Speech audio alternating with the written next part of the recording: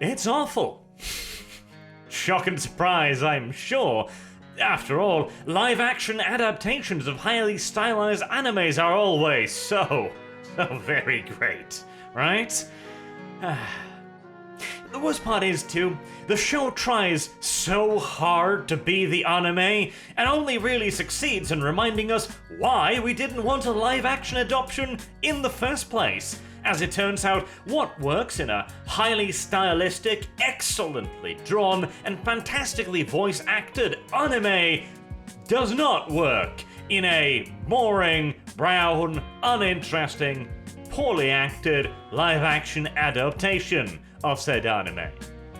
In fact, as has been proven time and time again at this point, the very idea of making a live-action adaptation of any anime is basically like trying to convey the idea of an audiobook to a deaf person.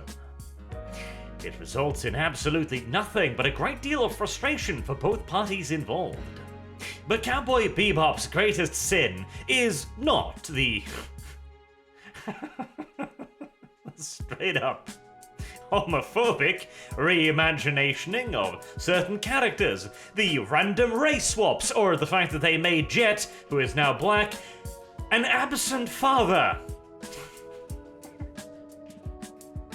You literally cannot tell the difference between racist and woke anymore, can you?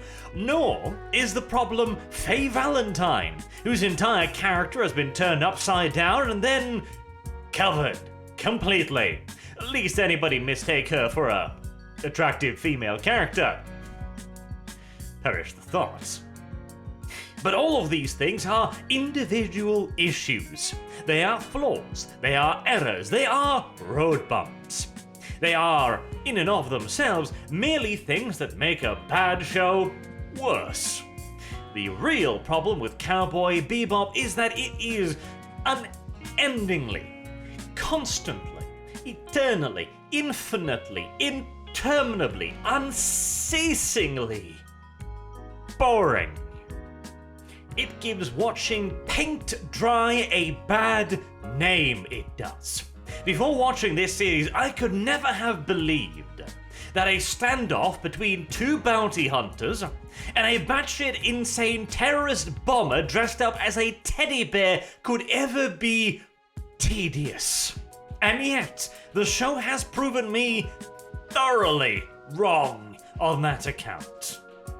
And even when the show, on a handful of occasions, manages to present an action scene interesting enough to drag my attention away from studying my own fingernails, it only lasts for about 30 seconds, and then you're back to the drudgery of uninteresting characters discussing uninteresting aspects of their uninteresting lives.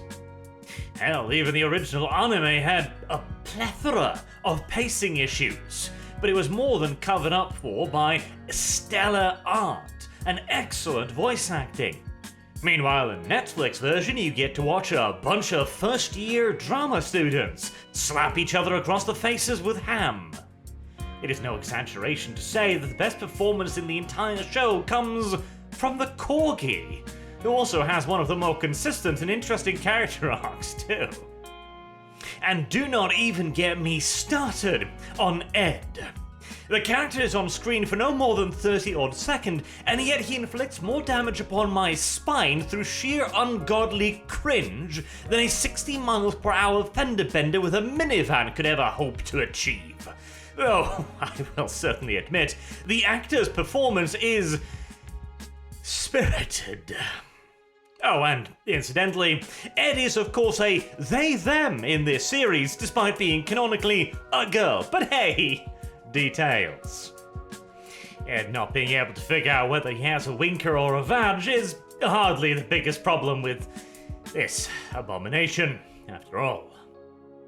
Now, you wouldn't think you'd need to explain this, but seeing as the evidence to the contrary does exist, what works in one media does not necessarily work in another. In fact, it can very quickly become an unholy abomination of unrivaled magnitude.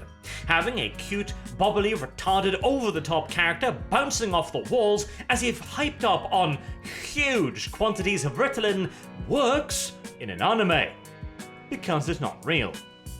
The moment, however, you put a little gender-confused boy in a set of hot pants and ask him to do the same, questions are near immediately raised as to whether or not you should be continued to allow to exist within our society without at the very least being castrated first.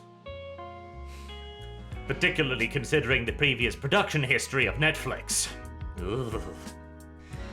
Even just downloading the cover makes me fear a visit from local law enforcement. Anywho, Netflix Cowboy Bebop is an abomination. If you watch and enjoy the anime, avoid this like a plague-infested rat. Because it's not even just bad in a funny way, it's just really poor television.